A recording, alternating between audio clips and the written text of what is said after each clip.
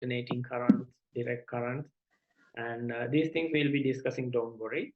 And the definitions of ampere, what is an ampere, what is a coulomb, volt, and ohm, you don't have to memorize, but have an idea. You will never be asked to explain, or never be asked to write the definition, because these things anyone can refer to internet and get to know, so you don't have to by heart these things, but just have an idea what is ampere, what is coulomb, what is volts.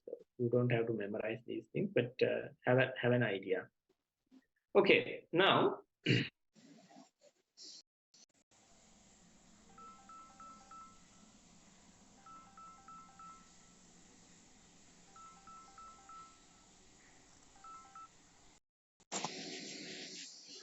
there are two poles, south and north, and depending on the shape of the magnet, the magnetic field, we used to call the magnetic field.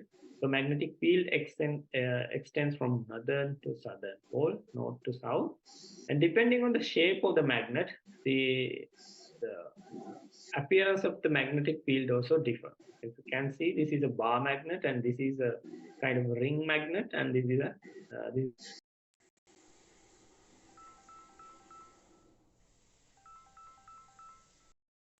the shape differs. Okay, and from the, I mean, early days, this two different poles of a magnet, at, uh, they get attract to each other, and the same poles will repel. So N to N will be repelling, and then N to S will be kind of attractive forces. And then the strength of this magnetic field is measured by Tesla, right? Then it's the magnetic field is highly dense. Highest density is close to the magnet, and when you go away from the magnetic device or the magnet, the strength of this decay exponentially, right? And it is measured with Tesla. Tesla is a very large kind of a unit as pressure. So we use Gauss as the commonly used, practically used unit of measuring magnetic flux. And this 10,000 Gauss is 1 Tesla, and the Earth's magnetic field is about 30 to 60 microtesla. And these MRI machines, they are using very high power magnet, 3 to 6 Tesla. But now we have more, even with high resolution MRI machines with 10, 12 Tesla. They are quite advanced, and they are producing pictures like crystal clear pictures with high resolution. Right. So depending on, as we discussed, conductors, insulators, semiconductors, when it comes to electricity, we can categorize matters when it comes to magnetism. Ferromagnets strongly attract to magnet, something like iron metals, and paramagnetic weakly attract to the magnetic field, something like oxygen, paramagnetic oxygen and these gas analyzers. Diamagnetic, they are weakly repelled from a magnetic field. Diamagnetic gases will be repelled, and paramagnetic will be attracted to the magnetic field, if you can remember your gas analysis. Any questions about magnetism? This is a kind of, generally you should have a general and kind of understanding. You can see this Earth as a minor magnet. It has very small magnetic field, but the axis is the real magnetic axis is not the real axis of Earth. So that is, there's a bit of a angulation of Earth's magnetic field. Right. Right, then we'll come into this concept called electromagnetism. Okay. So as I described earlier, if you take an atom, it is a charge. If you take the nucleus of an atom, it's a something like a hydrogen molecule, hydrogen nucleus. It's a single positive charge. But all these charges are not they are not static, right? All these molecules or the nucleus, they are spinning on the around their own axis. So there's a nuclear or a molecular nucleus spinning. All these, all these Brownian movement, emotions, and all these molecules, they have random pathways of being mobilized from place to place. Even inside a metal, when you take this nucleus, they have a spin, and the electron cloud is also not static. They are just continuously moving with different waveforms or different frequencies. They're always kinetic. When an electric charge is spinning or being mobilized, it induces a magnetic field around this charge, right? If a charge is static, it remains like this. But whenever a charge is mobilized or spinning, it can induce magnetic field around its own axis. Right. Okay. Can you understand that concept? Moving charge can induce magnetic field. Right. So what happens when we have a moving magnetic field inside a conductor? It can induce an electric current into this conductor. Or the opposite also the same. If you have a static magnetic field but moving conductor, it again induces a current in this conductor. So either one, at least one should be mobile, either magnetic field in a static conductor or static magnetic field with a moving conductor. So whatever, if you have this moving thing, so then the magnetic field can induce an electric current in this conductor. So that is called electromagnetic induction. It needs mobile magnetic field or a moving conductor in a static magnetic field. Do you understand this concept?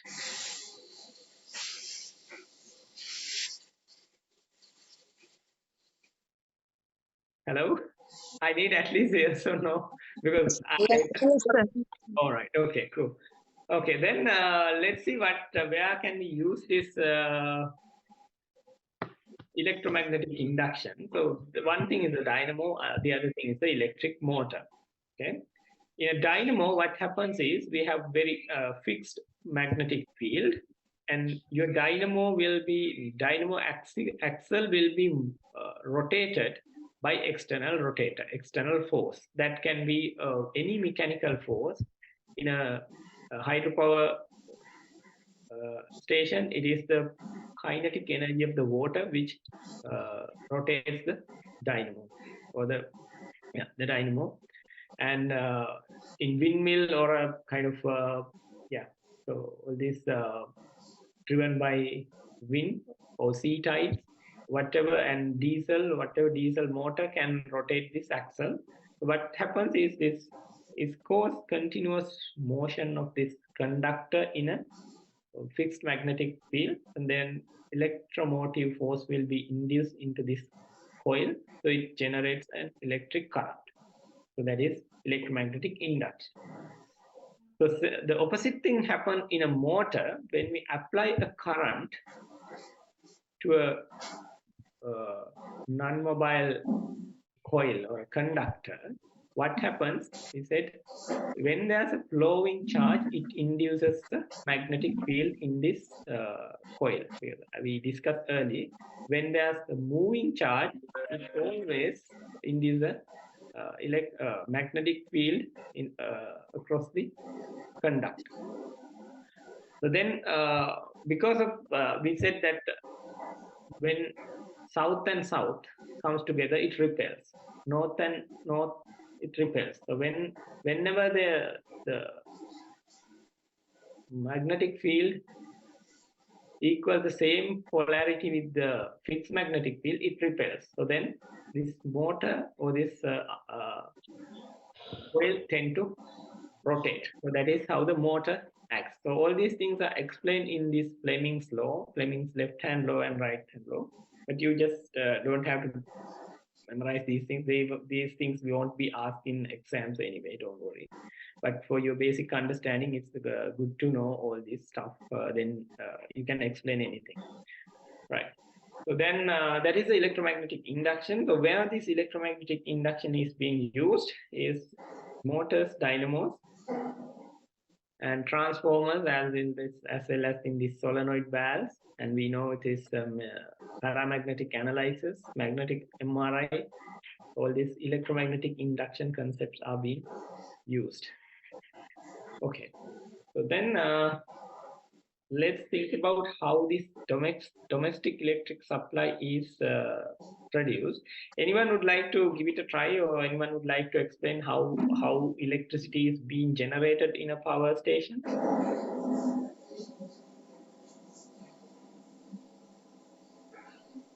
The same questions will be asked in a Viva, so if you can answer now, then definitely you will be answering very well in your Viva. How the electricity is being generated in a power station.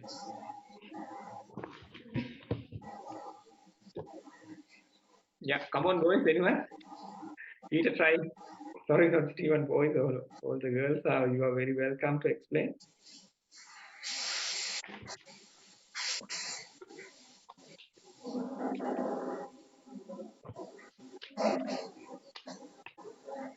Yeah, just give it a try, don't worry.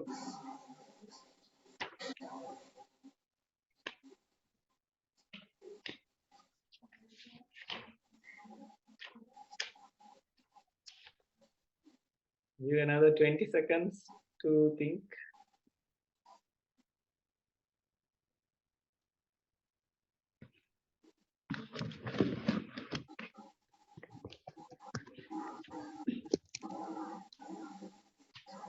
Okay, so, right. So electricity can be generated. What kind of electric, I mean, where do you get your electric supply? What kind of generation source are used in Sri Lanka? What the power station, types of power stations, you know? Hydropower.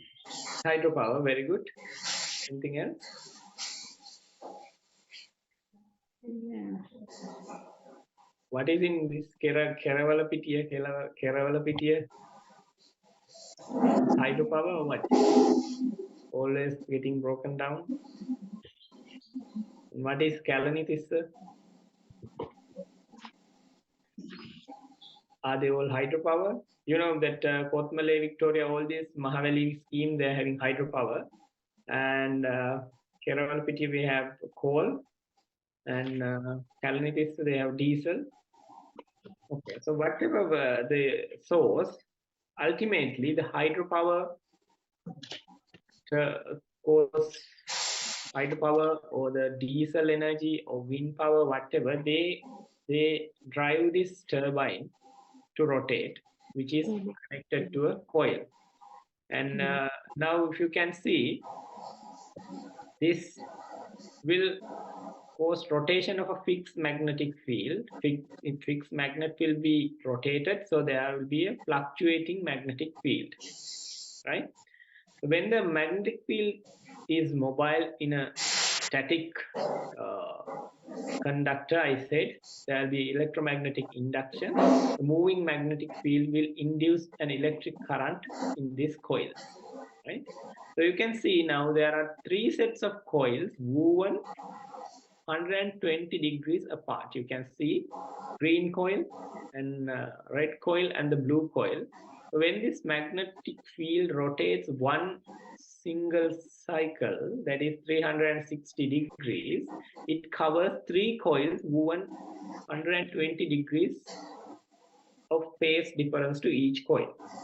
So when one single rotation completes, it induces electromotive force in three coils. So these three waveforms are 120 degrees apart from each one. Can you see here? Red, yellow, and the blue, 120 degrees apart. So that is why it is called three-phase current. right? That is why it is called Tekala Viduli. Kala tunak tiyena viduliyak thamai induce වෙන්නේ. That is called three-phase current. That is why we get domestic current is three-phase, because when this cycle completes, it induces a current in three coils 120 degrees apart from each. So if you are using normal appliances like 5 to 15 volts amperes, so you can use either phase of these ones, either red line or the blue line or the yellow line, and you can see all the other ends of this blue, red, and green. One terminal is connected together and gives the neutral wire, and this one is the live or the phase wire. So if you need to get a circuit completed, you need to connect this green line to neutral, or red line to neutral, or blue line to neutral. Then only you get a circuit completed, and then only there will be a current flow. So if you're using low amperage appliances, you can use either phase. But if you're using very bulk equipment or a theater MRI machine or something like machineries, high power tools, then you need all these three phase. That is why when you are trying to purchase these lands and all, they used to call Tekala Viduliya Samaga Idamak කියලා කියන්නේ. That's why. So that is, you can connect to drive more powerful equipments, you can connect all three phases, but for domestic appliances, you can use only one phase. Right, then come back to this sine wave or the alternative current. So we said it is a sine wave, and it have all these components: the wavelength, amplitude, and the frequency. So the frequency of domestic current is 50 Hertz. That is the most economical frequency to be transferred from one place to the other, but it is the most lethal frequency for human health. But we used to think about the economy as well, so that is why it is being used 50 Hertz as the domestic current frequency. Okay, when we compare this AC current and DC current, we discussed that DC current is having kind of measurable uniform voltage and amperage, but alternating current, it always, the direction and this peak amplitude differs. So how can we compare the strength of an AC current with DC current? For that, we use the mathematical calculation of RMS, or root mean square value. What we're going to do is we square all these voltages, so we lose the negative component, and then we calculate the mean of root mean value of this positive waveform. So that is how we compare AC current with DC current. You can see the peak, it can go up to 350, 360 or something, but when it calculated the root mean square value, that is equal to 240. That is why we are telling in our domestic current we get voltage of 240. Not the peak voltage, but it's the RMS calculation. Basically, by doing root mean square value, we compare the thermal effect of AC current with the same voltage DC current. The same voltage, 240 volt DC current can give same thermal effect of a alternating current which has 240 volts. Okay, so if you do this MCQ, what about galvanometer used to measure electric voltage and current? True, false?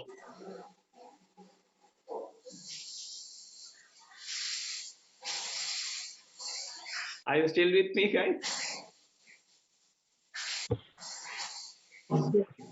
Yeah, okay. So what about the first stem? Galvanometer used to measure electric voltage and current. True or false? True. All happy with the answer true?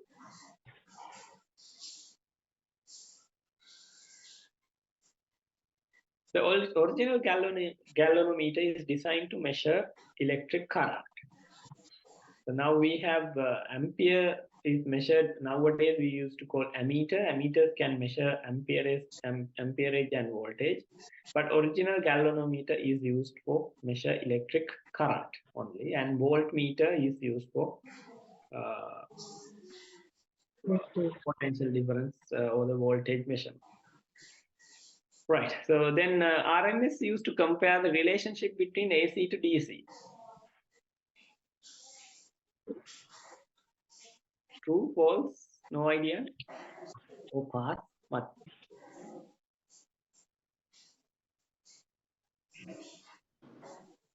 Come on, guys, you have to answer them. We have so many slides to go. True.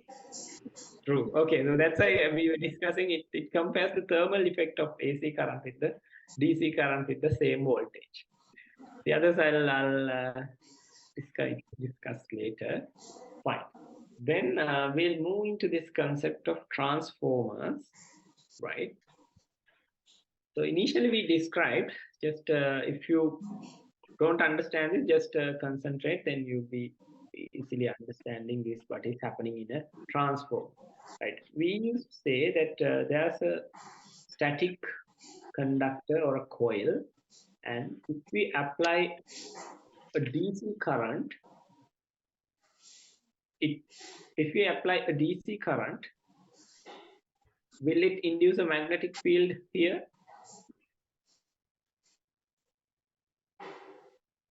Yeah.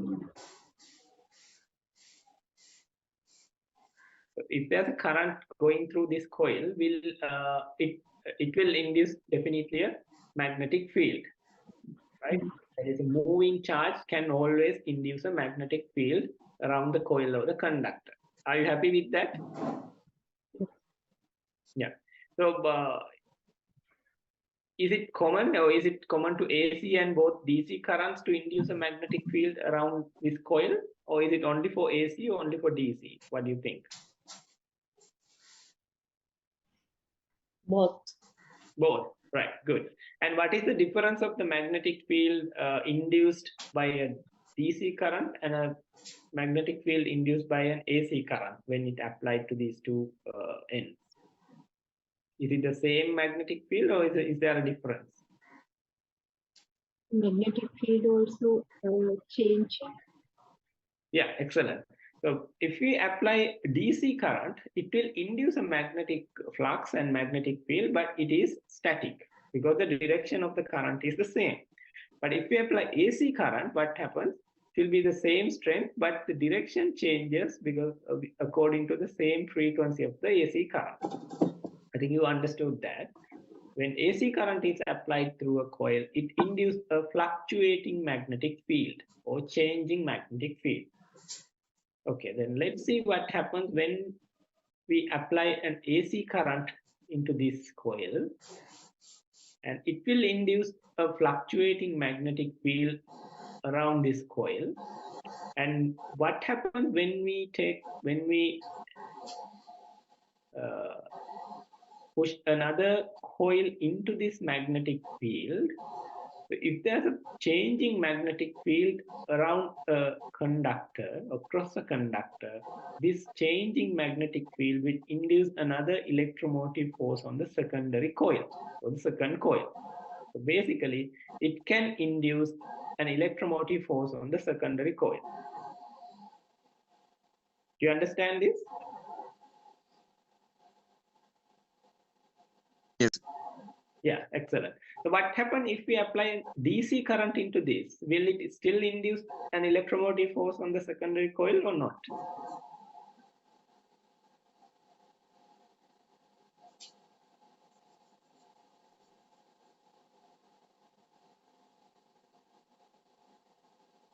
If we apply a DC current to this coil, it will induce a magnetic field. Will it induce electromotive force on the secondary coil? No. No. Why not? Because magnetic field is not changed. Yeah, exactly. So it is a static magnetic field. It's something like a coil in a magnetic field. So it will not induce a current unless we move the coil or unless the magnetic field is fluctuating. Right. Therefore, only AC currents can cause electromagnetic induction on a secondary coil. So basically what a transformer is, we use these primary coil. Primary coil is the one that we apply the primary electrical source, and the secondary coil is the coil that we get the output of electromagnetic induction. We have primary coil and the secondary coil. It is woven across a kind of a magnetic kind of iron cord, or there are different materials they use to reinforce the magnetic flux. Then you can get more efficient electromagnetic induction in the secondary coil. The relationship of primary and secondary coil, if you have high numbers of primary coil, high numbers of turns in the primary coil, higher the number of turns, higher the number of turns, it induces more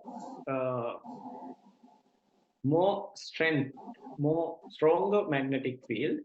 So then it will cause step down. That means higher the number in primary coil and lesser the number in secondary coil. So it will cause stepping down of the voltage. And if you have low number of primary coils and high number of secondary coil turns, it can step up the voltage. Do you understand that? High number of primary coil and low number of secondary coil, it will causing stepping down of the voltage. If you have high numbers of turn in secondary coil, it's called increased voltage in the secondary coil. But in general, you know the principles of thermodynamics and the energy. So we cannot create or destroy energy, but it can only be transferred. So the total energy on the primary side should be always equal to the secondary side. We know the equation for energy for electricity, that is P equals VI, voltage into amperage. So then if we apply 1000 volts in 2 amperes, it's basically 2000 volts. So we have 50 turns and 10 turns here. Then the total energy is 2000 still, but can you see the voltage difference and the amperage difference? The voltage is 5 times lower, amperage is 5 times higher. Then this is how we explain step-up transformers, step-down transformers. And what if we have the same number of turns, 50 turns and 50 turns here? What will happen to the amperage and the voltage? Will it be step down or step up? What will happen?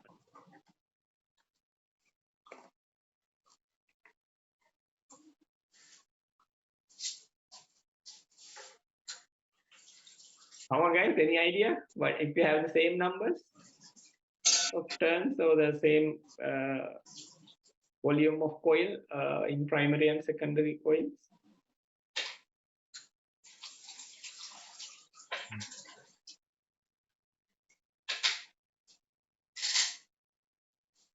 Hello?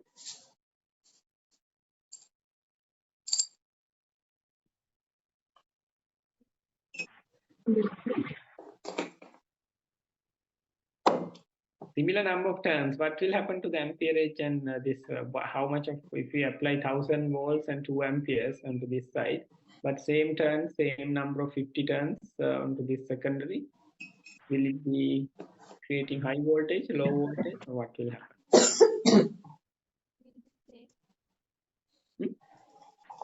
Yeah.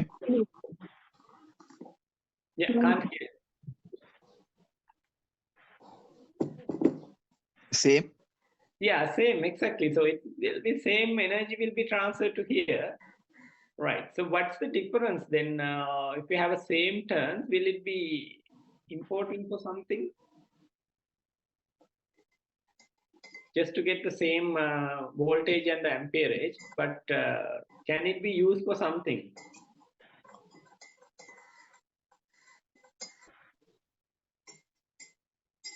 So will it make any sense using a transducer transformer with the same number of turns, but still giving the same voltage and the amperage? And by the way, what type of a current will be induced on the secondary coil? Is it AC or a DC current?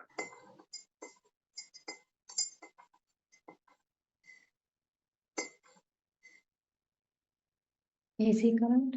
AC. AC. Yeah, excellent. Always transformers or electromagnetic induction is always AC. And what is the importance of having this kind of transformer is you can see that you are completely isolating or separating the two sides of electric supplies.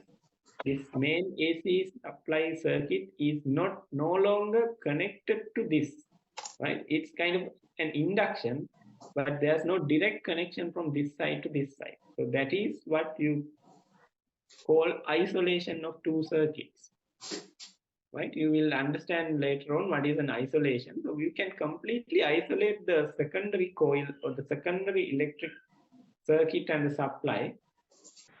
There's no direct conductors to link these two. So the secondary system is completely isolated from the primary. So these are the ones that you used to call isolation transformers. They isolate the main AC supply system from the system that used to run the device. It's really important when it comes to devising and designing your medical equipment. All right, so let's see what happens to the domestic AC supply. We know that we generate power plant about 12 kilowatt. 240 volts and 50 hertz is the normal domestic supply which should reach here. But this 12,000 or 12 kilowatt is not really strong enough to be transferred. If it is generated in Keravalapitia, you can't get it from Mathara because you will not get the same voltage and there will be a lot of fluctuation. If you generate this in Victoria and you need to get this in Anuradhapura, so it is not enough. So we used to have this step-up transformers at the power station. So they will step it up to 64,328 kilowatt. So they are the ones that goes to high tension lines. They are the one that you can see that overhead high tension big towers. They are very, very high voltages. They have been stepped up by going through a step-up transformer, and then they will be transferred, and there will be a substation at your city or wherever. You can see these substations when you're traveling highways and all. And then it will be stepped down to a reasonable, maybe 12 kV or something like that. And then there will be another transformers. You see these ones in light convola high color theme. So they will step it down further, maybe 1000 volts or something.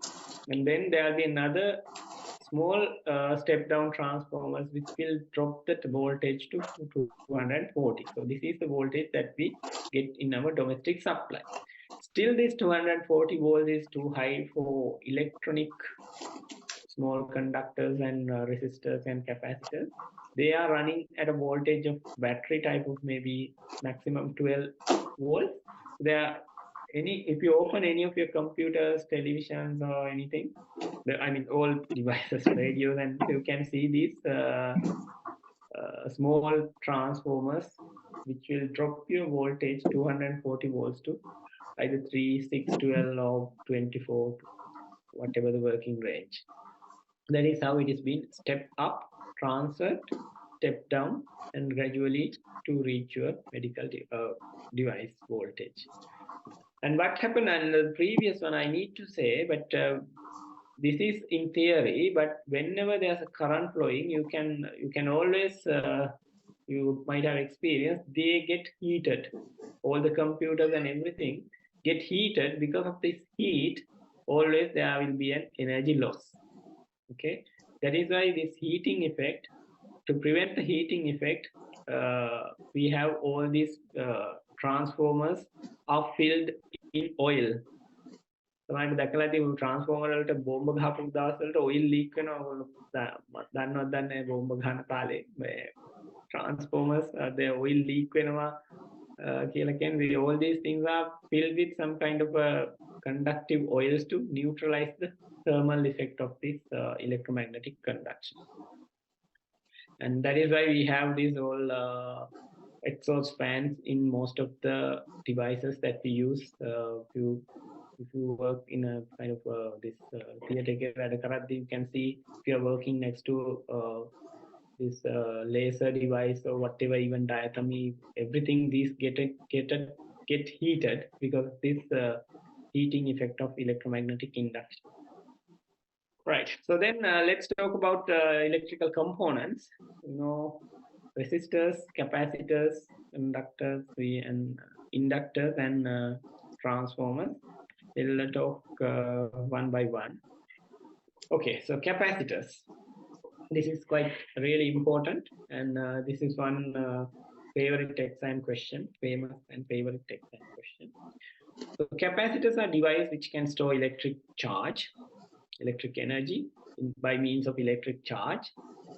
It composed of two electric metal plates separated by dielectric component, that is a insulator, and this is conductive plates.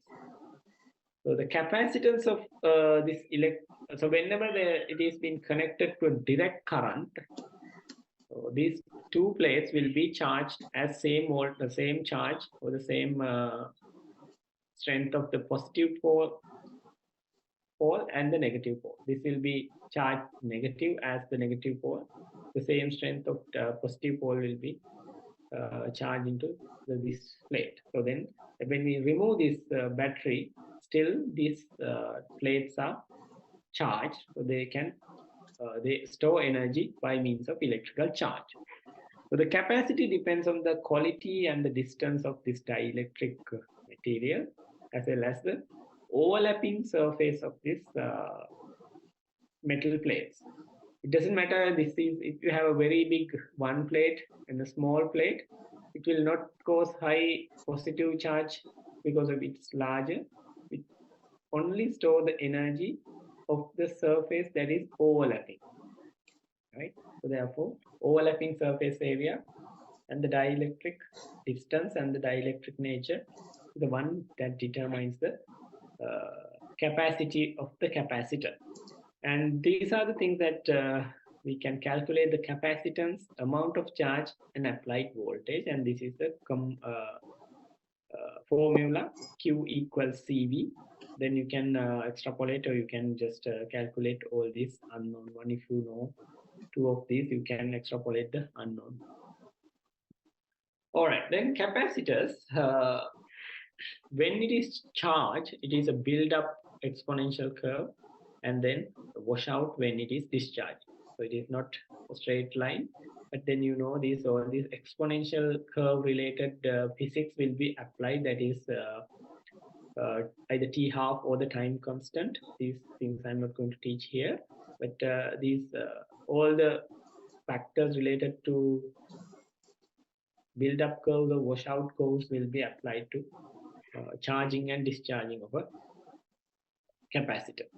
Okay, so then this is not the best graph to show, but when we apply DC current, you can see the DC current will not flow from here to here because there's an insulator, so it will just get charged positively. This plate will be charged positive, this plate will be charged negative. But if you apply an AC current, what will happen? This become positive and this become positive. Again, the other way, this become negative and this become positive. Something like that. It changed the polarity. It's something like it allows moving of the AC current across this.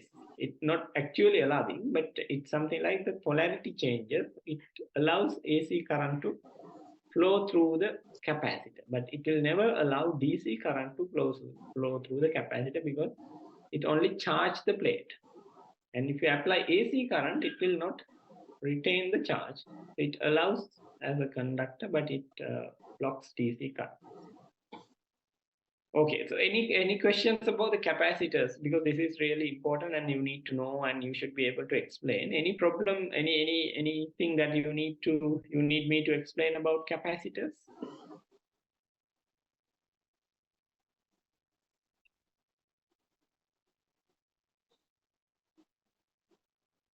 I know this may be boring a little bit, but I'm trying my level best to explain it with simple terms. Any problems or anything that you didn't understand with a capacitor?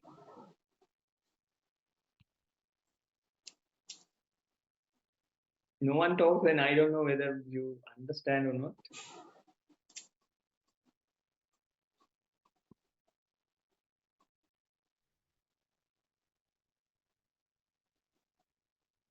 Okay, sir. What about the others? Okay, sir, can understand. Okay, cool. All right. Then move on to the other. Right. So then we'll discuss what is inductance and what are the inductors.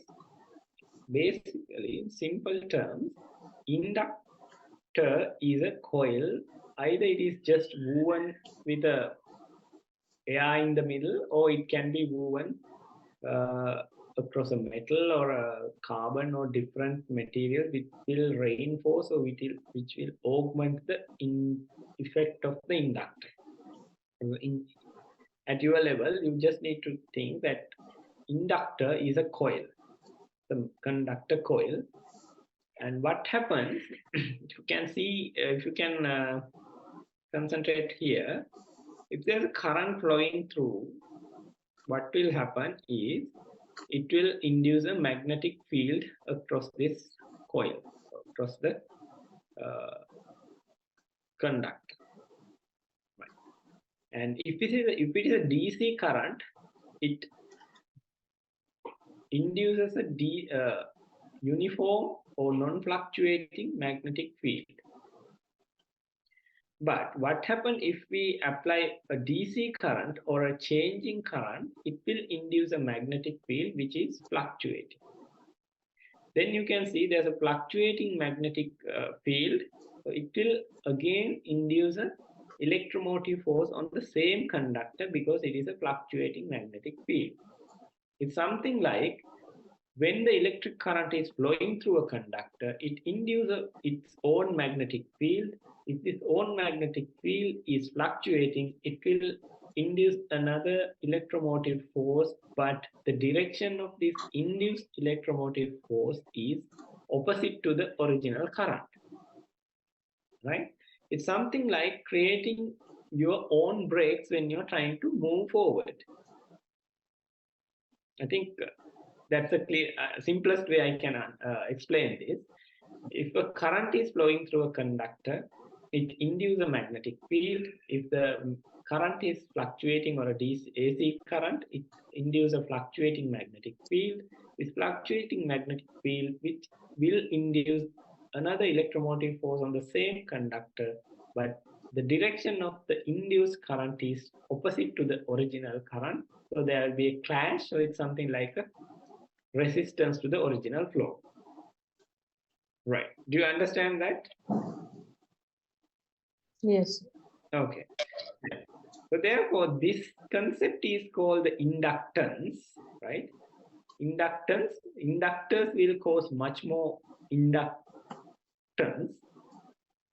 Then it is called the back EMF or back electromotive force, opposite direction of the original current. So it is causing a bit of a resistance or slowing or smoothing effect to the original current.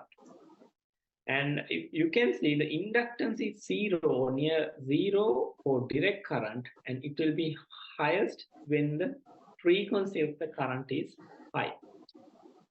Do you understand this line here? Inductance is zero for direct current because they induce a magnetic field which is not fluctuating, so it cannot induce a back EMF. And if the high frequency current is applied, it causes more opposition or more resistance to the current. So therefore, inductors allow DC current to pass through without any problem, but it blocks or smoothens high frequency AC currents. Clear?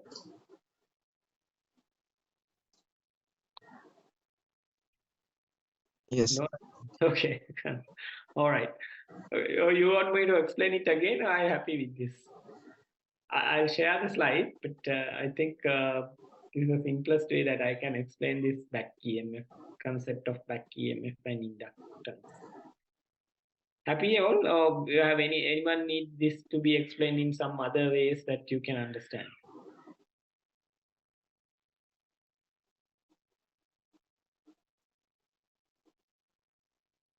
Okay.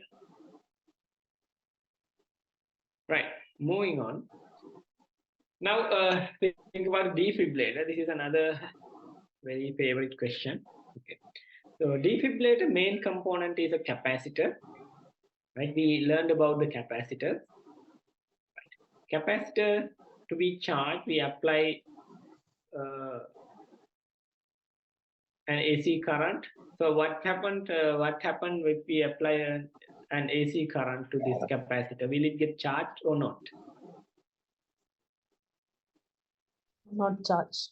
Not charged. Okay, because AC current it will be flowing through, will not charge, but the AC current will flow.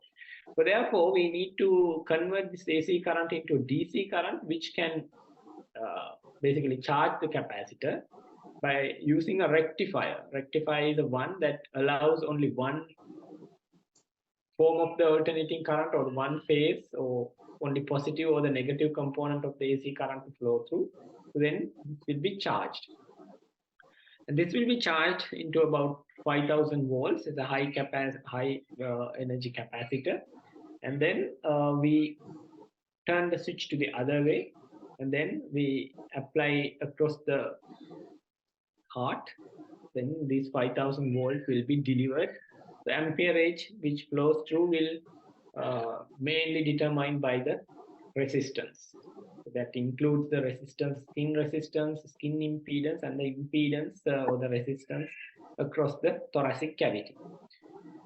So therefore, amperage can be differ, but we apply basically 5,000 volts across the chest to get the myocardium defibrillated or synchronously shocked. Fine. Then initially we used to have the monophasic devices which have this high peak then kind of exponential decay. But now we no longer use monophasic machines.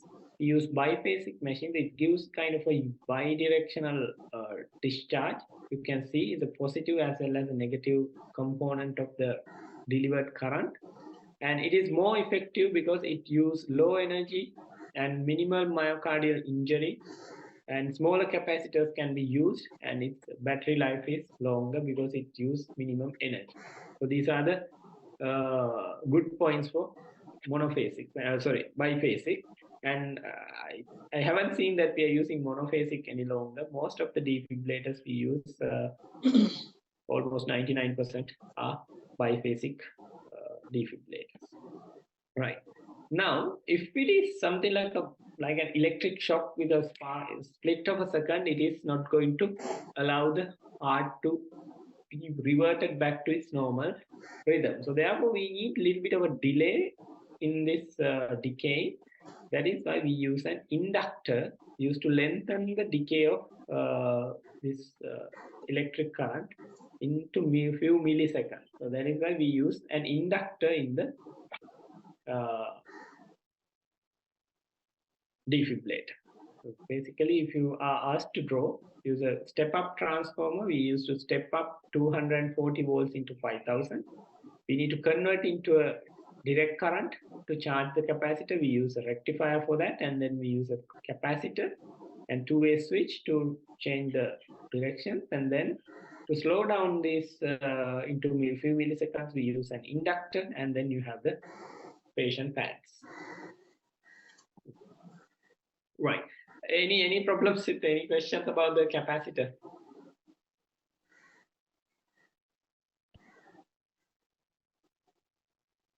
Did you understand, or you want me to explain something more? Yes, sir. Okay. Oh, right. Right. Now we'll talk about this. What is resistance, reactance, and impedance? Just try to concentrate. I know it's a kind of boring thing, but sorry about that. We need to finish all this. Okay. So resistance, reactance, and impedance. These are three kind of, I mean, they are going parallelly, the same kind of concept, but they're different. They're different. Resistance is a kind of a resistance basically is an opposing force to a flowing electric current, right? It basically depends on the physical parameters of the conductor. Higher the temperature, higher the resistance, narrower, longer the conductor, higher the resistance. Basically it depends on the nature of the, or the physical properties of the conductor. It doesn't have anything to do with the nature of the current that is flowing through, right? But higher the voltage, higher the current according to the Ohm's law. But basically resistance depends on the physical parameters of the conductor. But it doesn't play a big role with the changes of the current or the properties of the current that is flowing through. But there are two concepts that we need to know: reactance and impedance. Reactance means, so now we talked early, when there is an electric current flowing through, it can induce electromotive force across conductor. That is inductance. We used to use the symbol L, and reactance is X.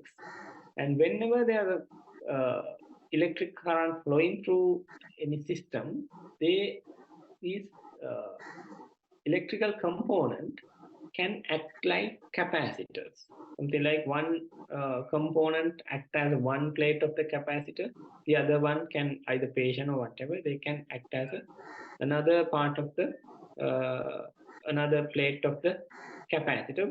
There's a possibility that electric charge will be accumulated or stored between devices, maybe between two components of the same device, or between a device and a patient. So it can be whatever the component of the electric pathway.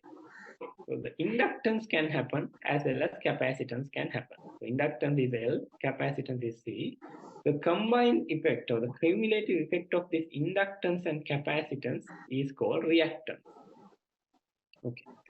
So now you should understand the reactance and reactance, that is inductance and capacitance, basically depend on the frequency of the current. And usually it's 0 for DC currents because they don't have a frequency. So always reactance comes with the frequency of AC current. Then what is impedance means? Impedance is the resistance plus reactance. So then if you take a DC current, will there be any impedance for DC currents?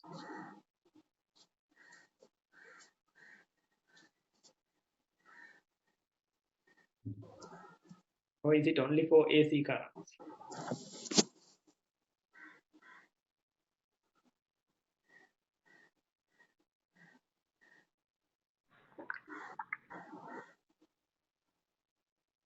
No one answers.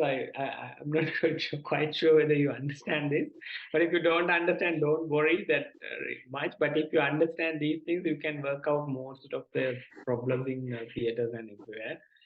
But simply, resistance is a thing that basically determined by the nature of the conductor. But reactance is determined by the nature of the current. Higher the frequency, higher the inductance, higher the capacitance. And therefore L and C frequency dependent opposing forces. When it comes to AC current flow, it has resistance plus reactance. The combination of resistance and reactance is called impedance. And impedance still measured with ohms, and the symbol is Z. So you can get these things in MCQ. I'll share the PowerPoint. Okay, can you explain it again? Okay, I'm going to explain it again. So basically, when there's electric current flowing through a conductor, it has different opposing forces. Okay, opposing forces. One thing is the resistance. Resistance mainly depends on the physical properties of the conductor. If a conductor is long, it has high resistance. Conductor diameter or the caliber is small, it has a high resistance. That is why the filament of this bulb getting high resistance. That is why they become very heated, and they give more thermal effect because of the high resistance. And if it is stretched, then again high resistance, something like that. If it is heated, high temperature, again high resistance. So they basically, resistance depends on the physical properties of the conductor, and it doesn't have to do anything with the current, the features of the current. But when there's an AC current flowing through, this AC current itself can cause different changes. That is one thing we learned about the inductance, that is inducing a self electromagnetic force and a back EMF, causing kind of bit of a resistance against the flow. And the capacitance means when there's a current flowing through, it can induce charges between devices, and it can happen even in a DC current, but capacitance mostly applied against AC currents. So parts of the device, or two devices, or one device is the patient, whatever, it can become one part of the conductor, and the patient or the other device can be the other part of the conductor. So there will be capacitance developed inside the system. Then this inductance and capacitance in total is called reactance. Then reactance plus the resistance is called the impedance. All these things are basically opposing forces to flowing electric current. The impedance is measured in ohms, and the symbol is Z. Right. Let's move on. And use of impedance. So we can design electric devices to transmit frequencies above a cutoff frequency.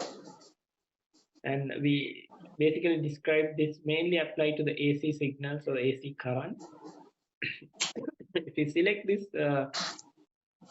some kind of frequency above a cutoff range is passed, it's called high pass.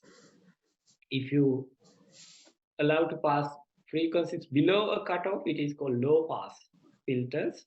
And if you can select only a limited bandwidth or limited frequency to pass through a system, it's called band pass. All right. And this is again an MCQ point. Biological amplifiers designed always high input impedance, means they will not allow unnecessary frequencies to come into the system or come into the amplifier. So then all these noises and all these unnecessary signals will be amplified. So you will not be able to get a good signal output, which is your signal will be distorted. Therefore, all these biological amplifiers have high input impedance, and whatever the input that we get from the patient, they will be amplified, and they should be displayed without a disturbance, without a distortion. Therefore, amplified or processed information will be given out with minimum output impedance. So there won't be any problem, any resistance to the output of the monitoring device. This is an MCQ point: high input impedance and low output impedance. Right. Okay, so now coming to the last part of the lecture, and electric safety in operating theater. So why do we need safety in electric theaters? They use many electrical equipments, closed compartment, compact space. We use flammable chemicals like ether, maybe surgical spirit, and whatever. Chlorhexidine. Anesthetized patients cannot react, so therefore we have these theater designs now. All the things are pendant type of things, other than the theater table comes from the top or from the ceiling, even saline stands and everything. So nothing connected to the floor. Nothing will be earth, and try to minimize the earth loops formation. Right. Potential electric hazards: electrocution, burns, or ignition. Ignition, of course, can happen with the static electricity that we discussed the very first slide. Fine. Okay, this is a very kind of exam slide. You can get one MCQ, SCQ, a couple of MCQs with this slide. Right, potential electric hazard depends on the amount of current flow, pathway and the current density, duration, and type. So higher the current flow, higher the damage. Whether if it is going through vital structures like brain or the heart, the higher the damage. Duration, more prolonged exposure, more harm because of the thermal effect and the myocardial impact. And type, always AC is I mean, DC is better than AC. 50 hertz is a lethal myocardium, lethal to the myocardium. And 1 kilohertz less damage, and megahertz range more heating effect than myocardial problems. Okay, and this is you need to know. Basically, you need to buy hard or have a kind of photographic memory on this slide. 1 milliampere, less than 1 milliampere, no sense. You cannot feel that. So it is, but still, if it is applied to myocardium directly, it can cause shock. So that is why this less than 1 milliampere currents are called microshocks. They cause microshock. More than 1 milliampere, they call macroshock because you can sense it. That is the basic difference. 1 milliampere, and you can just go through and see what changes or what are the physical, what kind of impact they can give to humans. Right. Then macroshock, more than 1 milliampere. Microshock cannot feel, but if it is applied directly, yes, it can cause fibrillation of the heart. So skin resistance really, really important. Higher the skin resistance, so can minimize microshock, but never to stop the risk. Dry skin having high resistance than wet skin. Fine. Then potential electric hazard, there are two types can happen: resistive coupling and capacitive coupling. Coupling means because of a faulty electric supply, if a patient, patient become part of the circuit, right? That is, patient become the part of the circuit. It flows through like this. It goes there and it goes to the earth. So it's basically we in this slide we described, we need to connect the live wire with the negative wire. Negative wire is in fault, but it can go through earth and then come here through the, so it will complete the cycle. If a patient become a part of this conductor, it acts as a resistor. So it can cause heating effect or myocardial injury. So this is basically, that is the resistive coupling. But what is capacitive coupling means when there's an electric flow I described, either body parts of the patient can become one part of conductor, or either whole body can become one part of a, not the conductor, sorry, capacitor. This table lamp or the table can be one plate of the conductor and patient become one plate of the other capacitor. So there will be possibility of electric charge developing, and there will be possibility of shock or electrocution depending on the charge that built up. And this can happen, MRI, theater lamp, diatonic machine. So this can be a capacitive coupling. Basically, a patient become one plate of the capacitor, and electric device can become the other plate of the capacitor, and potential electric charge develop and can cause electrocution. Right, so how can you get rid of this electric hazards? Equipment design, equipotentiality, these are the things that if you are asked to describe in a Viva or a SCQ, you have to categorize first into these types, and then you can keep on describing each and every. Equipment design, I think these are very readable stuff. You understand these. You can, there are two things that you can describe: design class and the design types. We have three classes: 1, 2, 3.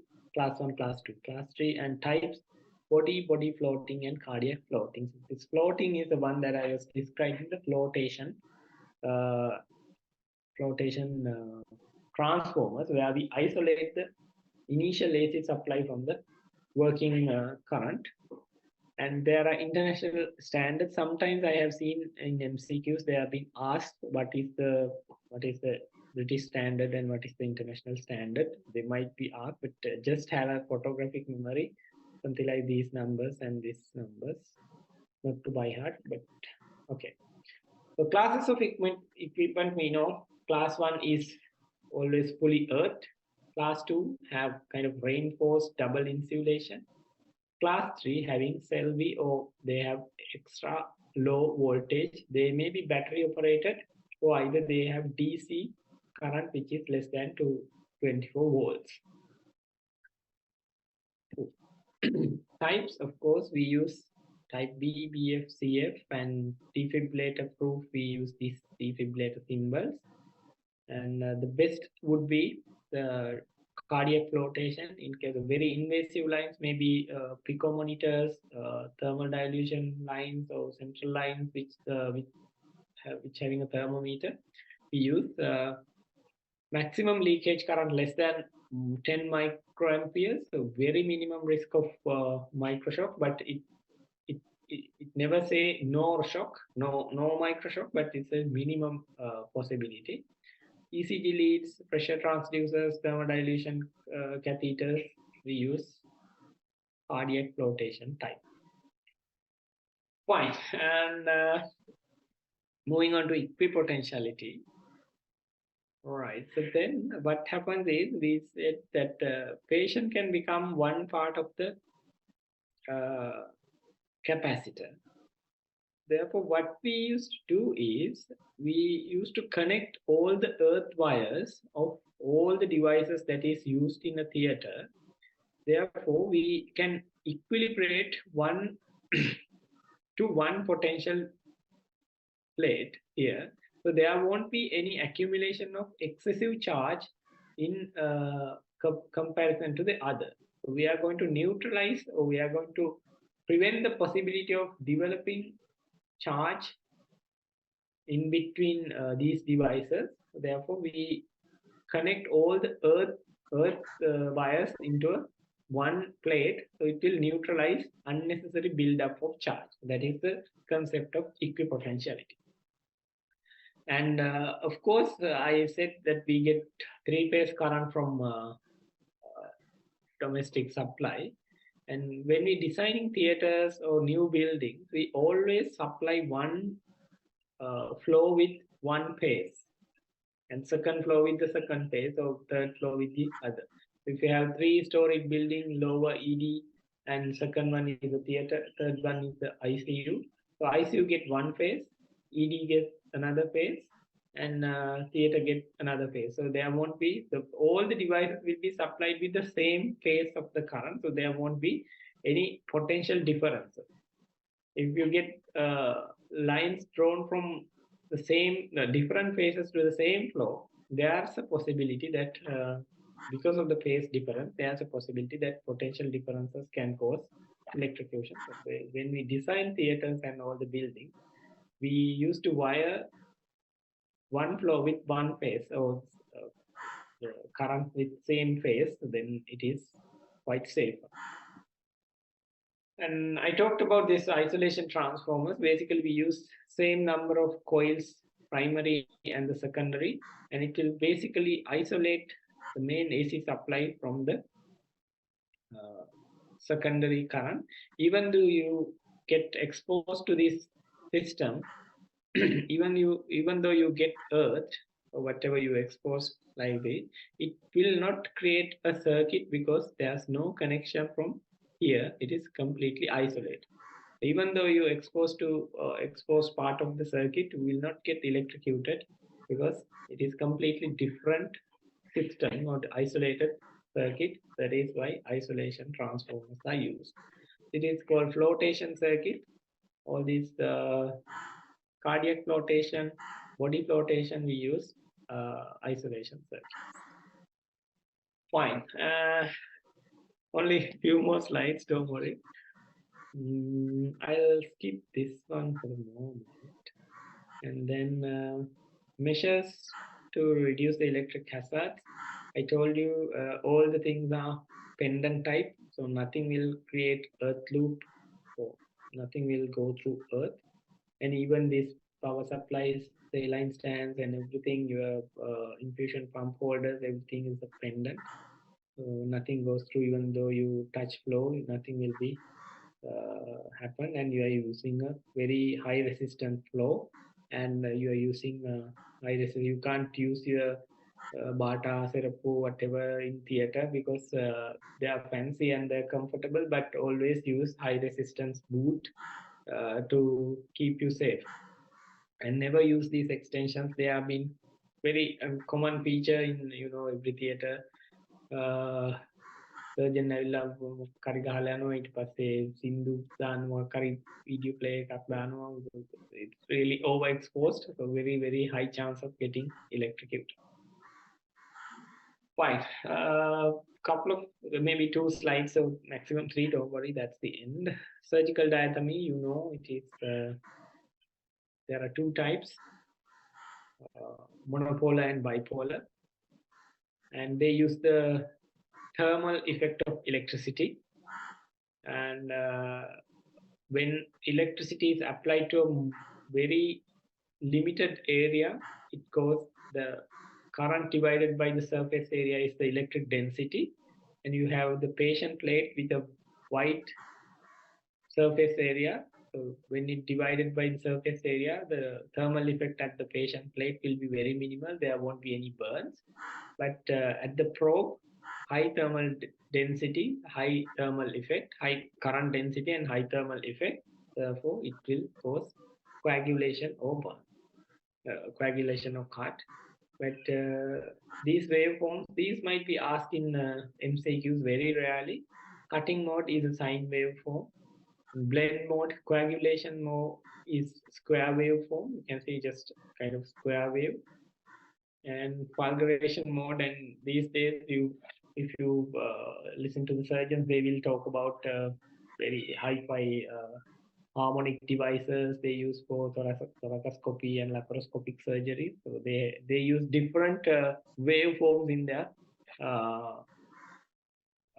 diathermies, but basically it kind of using very high frequency currents, 2 kilohertz, 200 kilohertz to 6 megahertz, and it causes thermal effect and it doesn't cause any harm to the heart.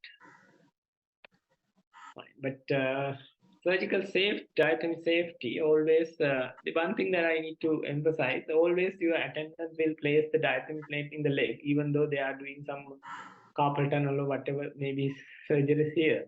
But basically it is not mandatory to put it here. Always you should put the diathermy pad closer to the operating area, then the current flow will be, the distance that flow will be very minimal. They are operating here, you can put it here. If you're operating on the chest, you can put it here. And it is not mandatory, or it is not something standard to put it under the thigh. And the other thing, if you see someone is applying diathermy below knee, because your cruciate ligaments are the one that will conduct, so it is not really good. Knee is not a good conductor. So always have your diathermy plate or the secondary patient plate proximal to joints, right? And it can cause a lot of injuries without your knowledge. So always make sure it is not placed distal to a joint. And these things self-explanatory. If a patient is having a pacemaker, what are the things that we should consider is try not to use the diathermy as much as possible. If they won't use it with very, very cautiously and use it with minimum burst. Use the minimum energy level and use bipolar as much as possible. And always have a buzzer activate when the electrode is activated, then everyone know the diathermy works. And we should have visible and audible alarms. And always you need to keep this cuvette queer. That is something like like we have to keep all this in this particular pocket. Then there won't be any possible interference or any complication due to diathermy. Fine, so that's all from me. Okay, I don't know whether half of you are asleep, and it's the novel nature of this lecture. It's really boring sometimes, but yeah, it might bring good marks and easy marks in the exam. Fine, this is the first question. So what factors will determine the effects of electrocution? Anyone? It's just 100 marks without any problem. You can just score these questions, saving times and bringing marks. That is the marvel of these type of topics. What factors will determine the effects of electrocution?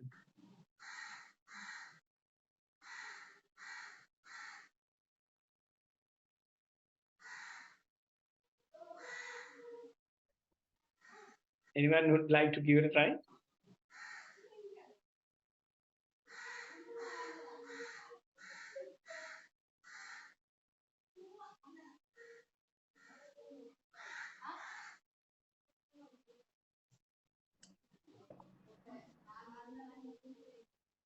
Yes, and we discussed this factors. It is the amount, pathway, duration, and type of the current.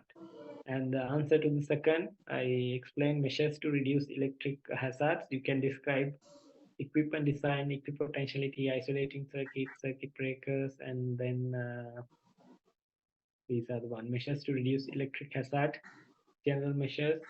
All these things will bring you enough marks for this question. Okay, then what about microshock?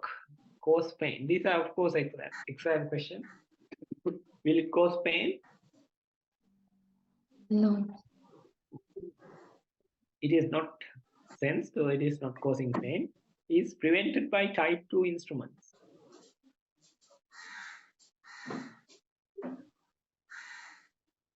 False. It is never prevented. You can minimize the risk, and it can never be prevented. So if there are any MCQ, it never, if there's something comes with the word never, you can simply say no. And reduced by floating circuits. True. True, yes. CF instruments unlikely to cause VF. True. Yeah, CF unlikely to cause VF. VF risk increase with frequency. False. False. Yeah, the risk reduce with frequency. I mean, lower the frequency. We said 50 is the least almost, but low frequencies causing high damage and high frequencies cause low damage.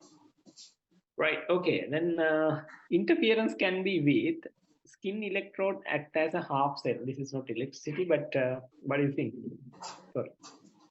Interference can be with half cell formation. Can it cause interference? True.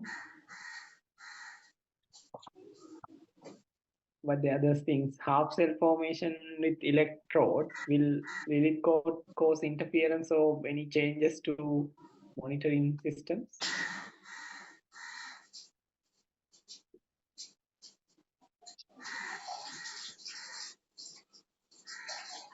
True.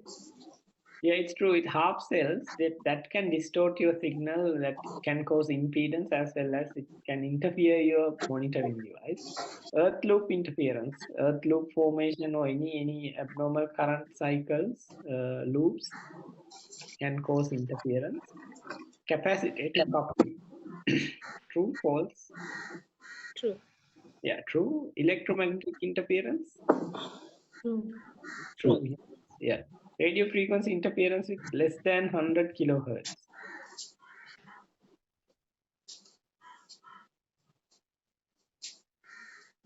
It's true. I mean, whatever, despite the frequency, if there's any radio frequency interference, radio frequencies, that can interfere your signal. That is why if you are using kind of very hi-fi theater where they use robotic surgeries or what kind of complex devices, you are not allowed to bring your mobile phones and Wi-Fi devices. It can interfere your theater devices. Right, regarding capacitors, right, let's see what increasing thickness of dielectric reduces the capacitance. True. True, yes. So higher the gap between these plates, lower the capacity. Charge depend on surface area of plates. True. Yeah, true. To be exactly, it should be the overlapping surface area, but still we can say yes. Voltage similar to charging voltage.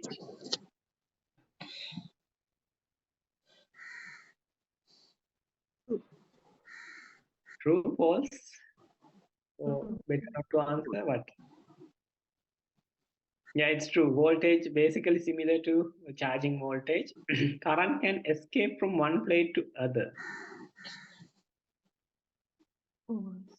False. False. Yeah, so there was someone has written, I don't know whether this is me or not. High frequency can escape. If you quite sure, I mean, there are some exam tricks in marking MCQs. If you're quite sure that you have answered all 4 without any problem and it carries some negative marks, then if you think that if you're too smart, then you can skip this, right? Because it doesn't say whether AC or DC, right? So then if it is DC current, definitely not. But AC current, sometimes there can be some arguments whether high frequency can escape. Right? So, but basically, theory, current cannot escape from one plate to other. Charging of a capacitor is a positive exponential function. Charging, False. well, there's a negative build-up thing. Yeah. Regarding inductors, rate of change of voltage oppose the change.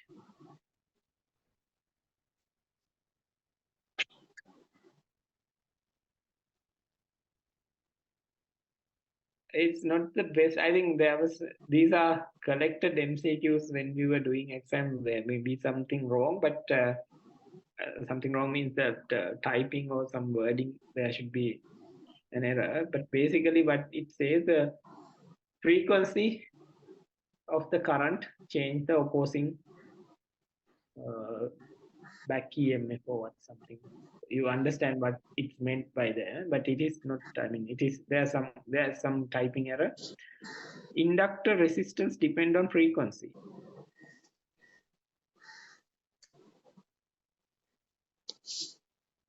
Inductor resistance or resistance created by the inductor depends on the frequency. True? Yes, true.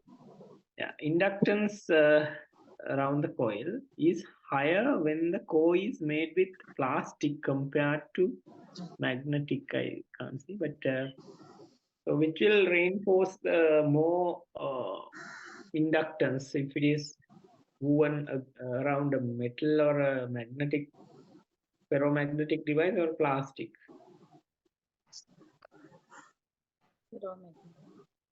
Yeah, ferromagnetic iron or whatever it is. If it is more than plastic, the others can, these conductive metallic objects can reinforce the electromagnetic induction. Mutual inductance form the basis of transformers. True.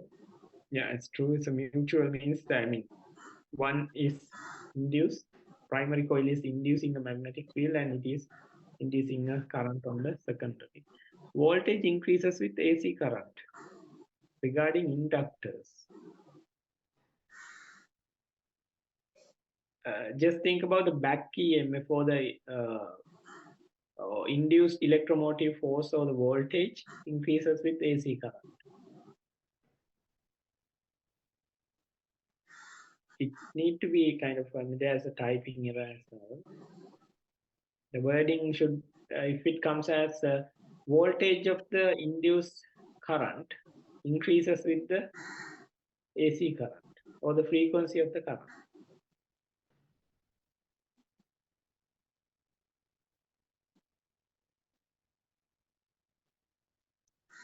Basically, the idea here is higher the frequency, higher the resistance, or higher the back EMF. All right. Patient safety, operator contacting surface or contacting surface are earth in class 1 equipments. True. True. True. Also, operator contacting surfaces are earth in class 1. Class 1.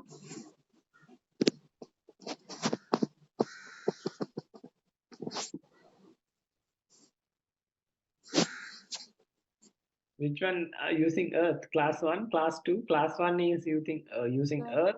Class 2 is using reinforced double insulation, and class 3 they are using extra low safe voltages. Mains current cannot reach the patient in class 3 equipment in isolated circuit.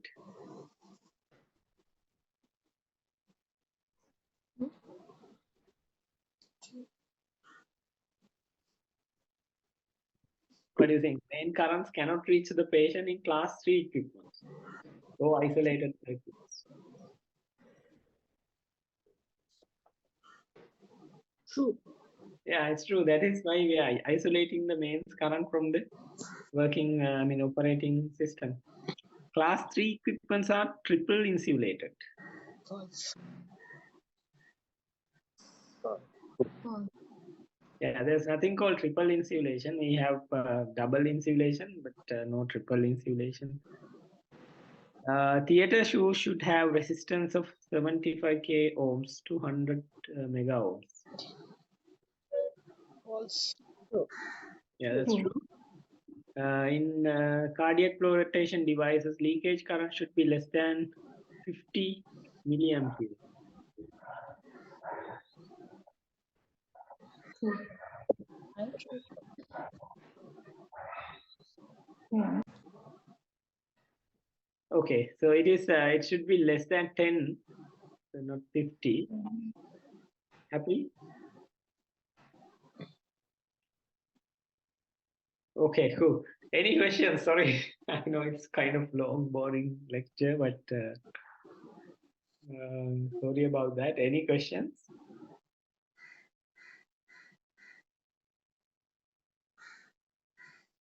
Okay, someone is asking, Chintaka, what is maximum leakage voltage in AC current?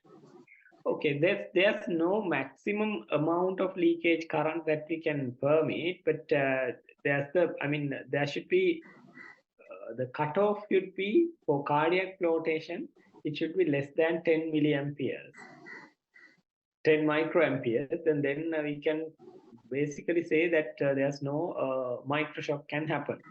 But maximum allowable one is we go to this microshock design. Yeah. The current flow is greater than 1 milliampere is sensed by the individual, that is macroshock. So microshock, and let's see. Did I answer this question? Okay. Leakage current must not exceed 100 microamperes, so 10 milliampere. And having a maximum leakage current of maximum in cardiac flotation machines, so very safest, most invasive devices, the maximum allowable leakage current should be less than 10 microamperes.